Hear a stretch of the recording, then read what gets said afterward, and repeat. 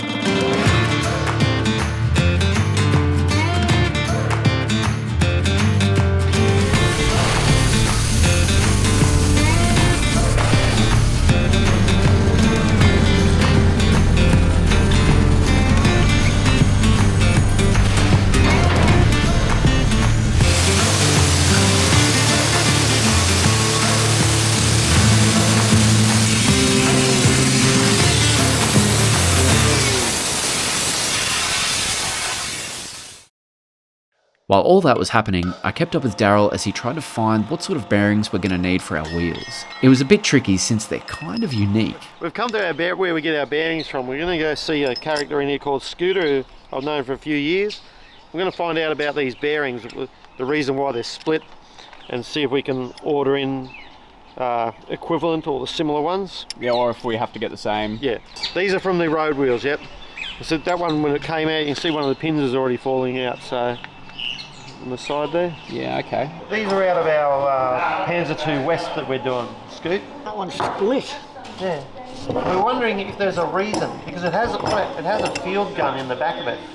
I've actually never seen that before. Yeah? Yeah, because I've not seen people, not that I've done a lot, but I haven't seen it either. Hey Marla, hey, what? Check out this bearing. Oh yeah. It's a 6311. Why have they got a bearing made like that? Just be a different load carrier. Do you want that, or do you want just something the same Well, size? we prefer one we didn't have to struggle with three pieces, just with one piece in. Yeah.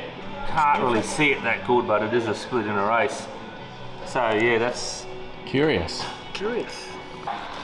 So see how I'll explain to viewers. Yeah. The inner ring slides both ways. Yep. You've got to make sure down here you can see little diagrams. Yep. And so we want the one where the inner ring holds the rollers, but as you can see on that photo, there's no lips on no both shoulders, sides. so it can go both ways. Yeah, it can fall out, and for whatever reason when they built the tank, they would have had that design. Yep. Now we got 65 by 120. Damage, without calling them, maybe $100. Oh, that's okay. So how many of each? 10 of each. 10 of them, 10 of them. Yeah. Happy with that, Daz? Yeah. Well, we still didn't find out what we wanted to know. So if anybody's out there, give us a bell, let us know. This here is the linkage for the Wespe. It's got all the crossbars, the linkage bars, all the braking linkages. It was fully complete in the Wespe, wasn't it? It was fully complete, yeah. We're so lucky to get it because it would have been very hard to try and work out otherwise. Because we're doing a Panzer II lowercase c, we've taken the opportunity to see what we're missing. What have you come to the conclusion of so far? Well, actually we've got quite a bit of it. There's only about 2 main bars, linkage bars, that we've got to make up, and the rest we have, a couple of them are damaged, but we'll be able to adjust them and fix them up. As you can see that some of this stuff is very thin. When you look at that design there, compared to this design, it's slightly changed. So my theory is that that's an early one. I'm not sure what some of these seats are off. We know that we have the frame that was in part of the frame that was in the Wesp. That's what was left. But we also have another piece that we'll probably end up using. It's identical. So this will give us the basic shape and size. So that's the part off there. What have you got in the cage here? I'm amazed that these things have survived. These are actually dust extractors. I believe the brakes are a soft cast iron, but these go between the brakes shoes and extract the dust out of them. And there's a flexible tube that's hooked up near the radiator fan. But these are very, very thin metal, and I'm absolutely amazed that we've managed to get one complete and another one that's in not too bad condition. You'd think these would be the first things to rust away.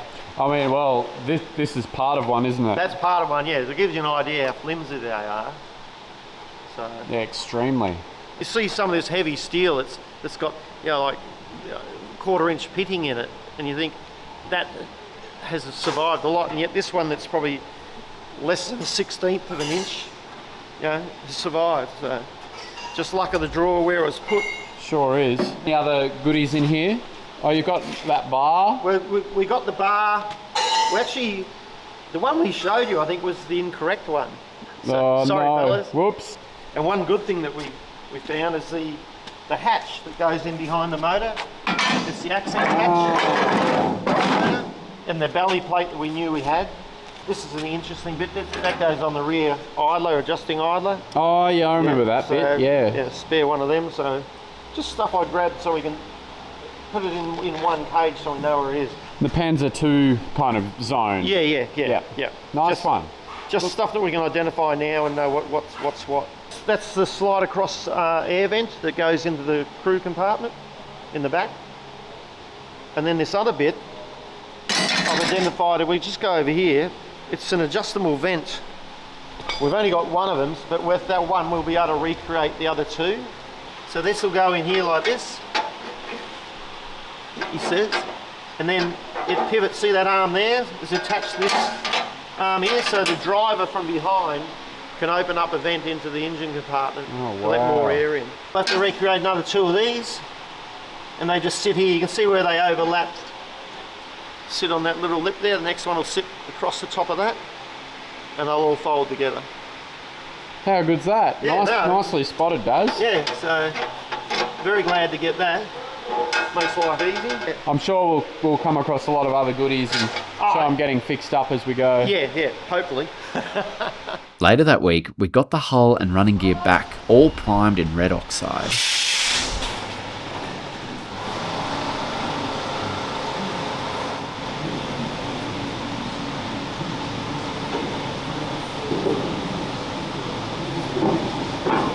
Got the baby back. Got the baby back. Showing us more work we've got to do. As you can see here, we've got a bit of a crack at the front here we couldn't see, and then all this is really broken off with all the rust. Yeah, fully snapped off. But, and here as well. Yeah. Strength of 10 men, Daryl. Look out!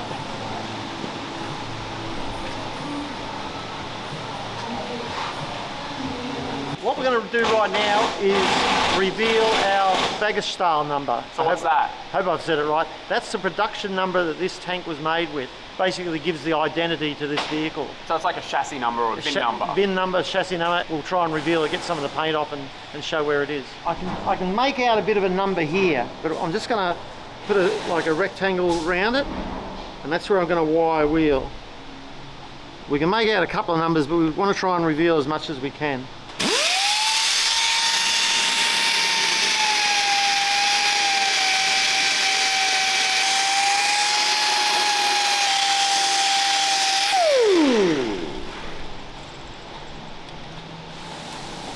Wow, that's kind of good. You move over, let me have a look. Definitely got a 1. We'll all have a go and see if we can work the number out. Just make sure we're all working on the same. It's a 0 or a 6. 2 out of 3 says 6. Another 5.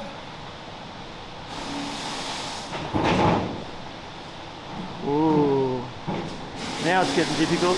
How many numbers do they have? I think it's 6 numbers. 6 numbers, rightio. So what's that one there in between what I think is the 5 and the 0? That's DXF. Oh, DXF, that's a D, is it? That's a D. Oh, DXF. well done, yeah. All right, yeah. So, well spotted, Kurt. So, is there another? There's not another number that way, is it? It's 1565 something. Something. It is DXF, isn't it? Let me try with a bit of chalk and Yeah. see if we can highlight it.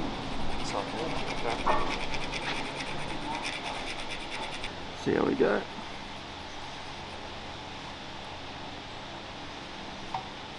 Bloody rust. Where's my X-ray vision? Cleaned it. You just need bigger glasses. Bigger glasses. Kurt was just going to try and find another book, but we believe the number might start with a 3. So we probably where it's really heavily rusted here could be a 3. I think we're pretty sure it's DXF on the end, which is probably the manufacturer's code. But I'll just wire wheel a bit more in that area.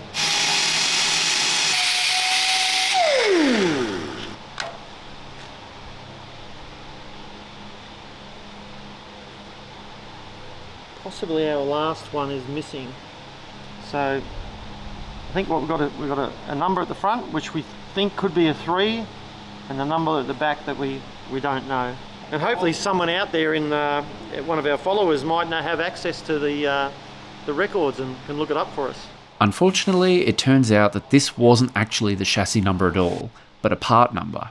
However, the incredible Hilary Doyle from the Wheeled Foundation was kind enough to actually tell us where we can find it, and the part is actually away getting sandblasted as we speak, so we'll have another go at this segment in the next episode. What I might do now is, it's not that exciting, but I can go along and take all these covers off. We tried to block these off as much as we can. We don't want the sandblasting grit getting into the actual housings. Hopefully nothing got in here.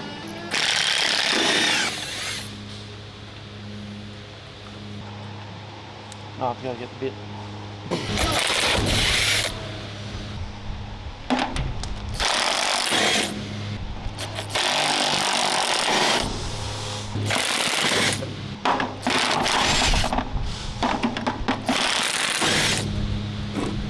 Oh, bit of grit in there, but Oh, there is. kept out the most of it.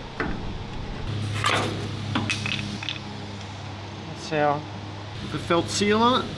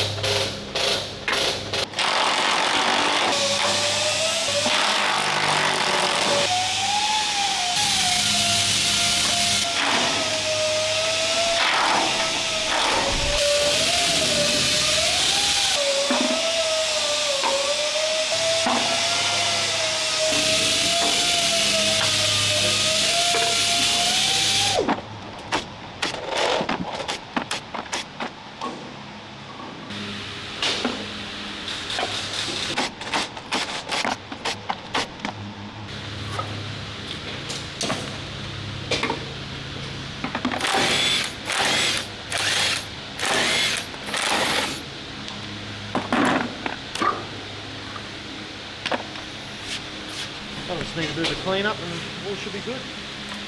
The other thing we did too is, if you can see in here, we really struggled getting the actual pins that do the linkages for the brake system. So what I did is I popped a bit of pipe in there. It was actually not a bad size, just so we didn't get any sandblast paint and the grit in on those wear surfaces. So hopefully they'll come out nicely.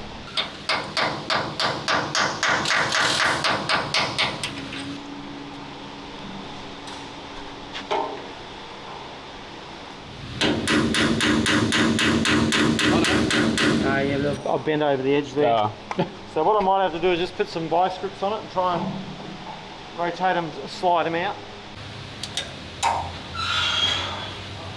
Perhaps my bright idea wasn't such a good idea.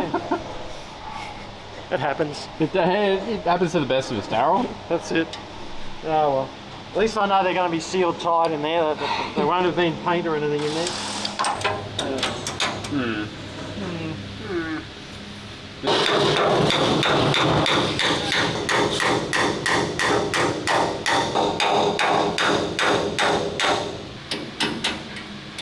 Just keep down the bloody thing. Oh look, this one is going to do the job.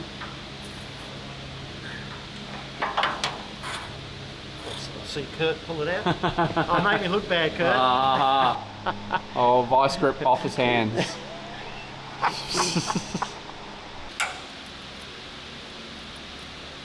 Just got to break that seal.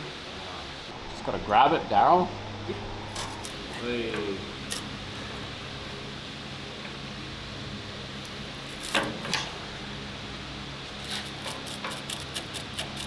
I think Kurt got the loose one. I must have loosened it for him.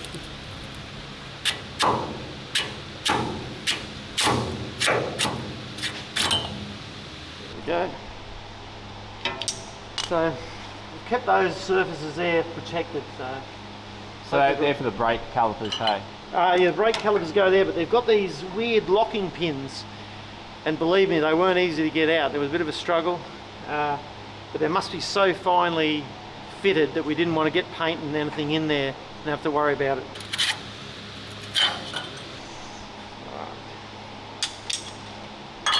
It's only light metal gauge metal. I might just try and chap it back in a bit.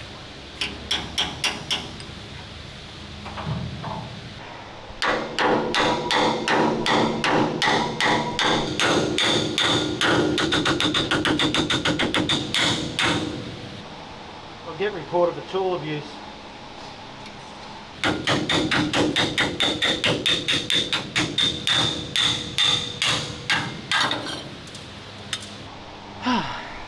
Done.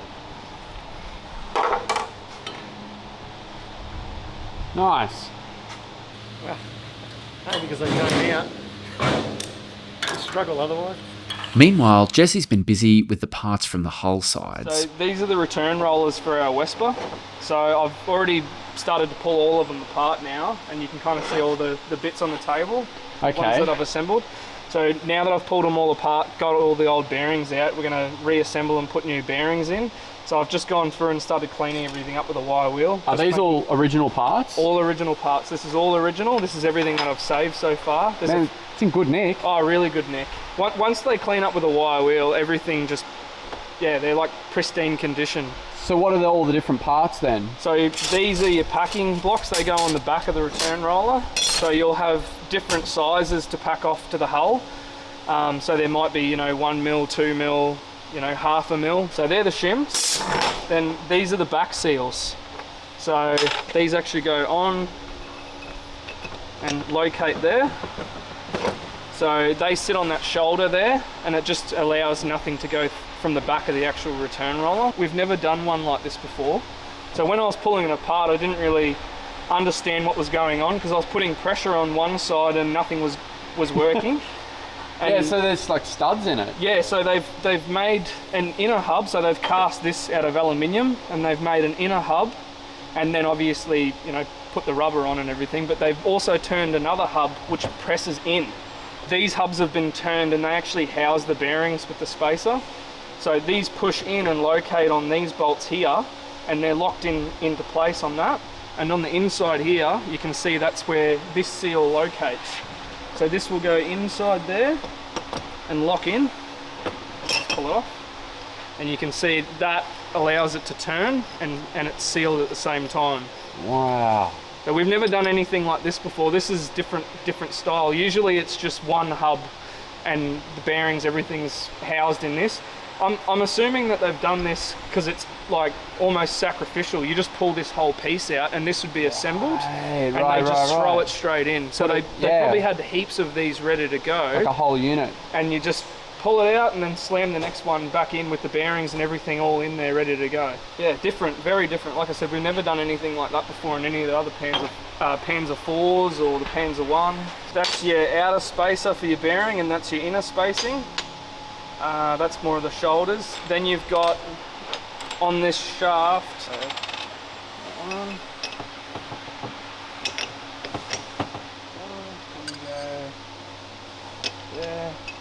There, washer. Yep. And then yeah, so that's essentially inside. That's your 2 spaces, and then you've got your 2 bearings on either side, obviously. Wow. But yeah, that's how it works. So, Springs in there. so many little components for this thing. Yeah, it's a lot of work to pull all this apart, and this is also the caps too. I'm just working on these now, cleaning these all up. Yeah. So that will obviously lock in on that. Yeah, too. on the top. Yeah, okay, I see what you mean now. You just take that off and the whole unit pulls out. Yeah, Wow. yeah, it's very, very different. Well, Kind of cool though. There's a lot of other little parts on the side of this, so show us some of them. Yep. These are kind of what tension the springs on our vehicle. The springs, when they're moving back and forth, this rolls back and forth with the spring and allows it to keep tension on it at all times. So really, when it's driving along, it's only ever doing this.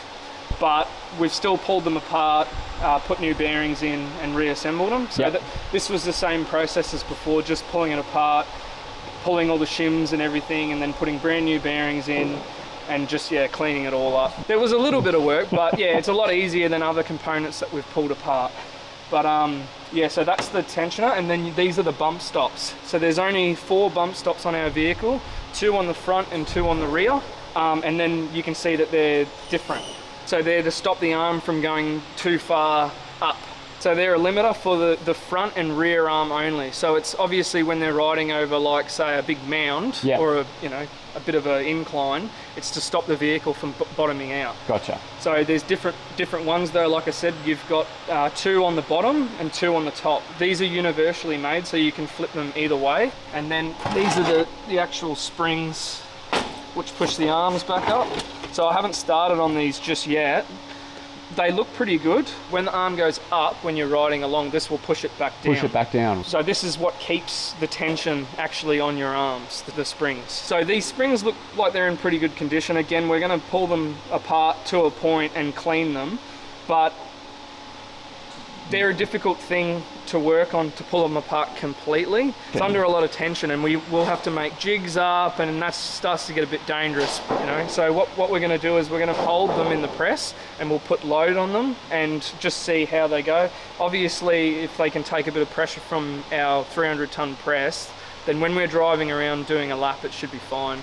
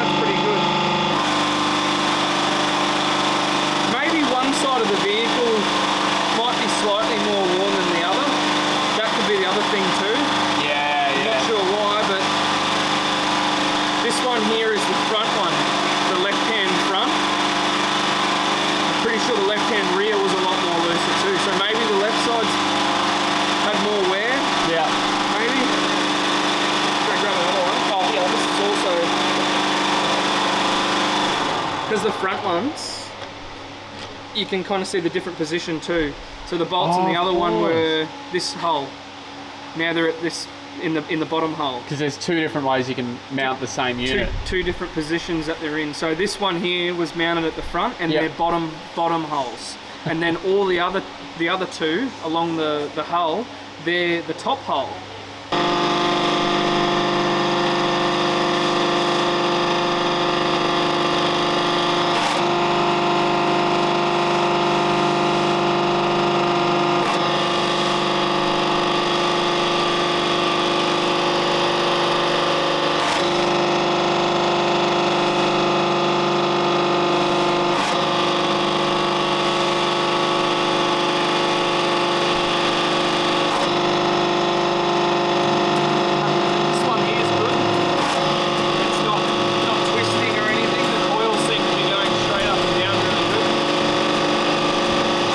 As you can see, when we get into the nitty-gritty of working with original parts, this is where the man-hours start to rack up. One part we'll hopefully not have to spend too much time on, however, is the engine we're going to be using. What do we got here, Daryl? Well, hopefully this is our engine for the West. Well, I know it is. Steve told me, didn't you, Steve? Finally, we've got the carpenter back in his natural environment. You never forget your first love. I think it might still be nailed on. It's like typical carbons too. Yeah. What did we end up going with, Steve? The Cummins 6BT engine with the inline P pump, whatever that means, injection pump. It's supposed to be Just a self-relieving pump. good and simple one. Well, this looks alright, doesn't it? Comes with the turbo. You know, there's very little corrosion on the water fittings and things like that. Seems to be everything's mostly complete. That's all we have time for today. Join us next Wednesday for your weekly tank restoration fix. So until then, I'm Kurt from Oz Armour, and I'll see you on the next one.